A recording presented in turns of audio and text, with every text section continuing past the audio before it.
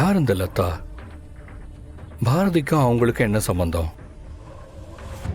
எல்லாத்தையும் விசாரிச்சு பக்காவா முடிச்சு வச்சேன்.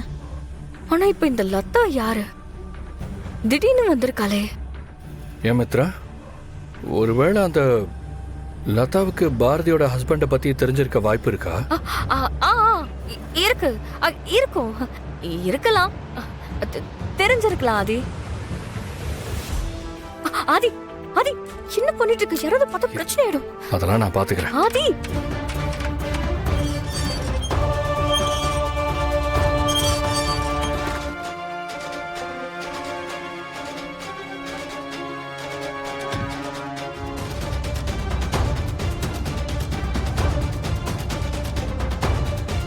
மித்ரா,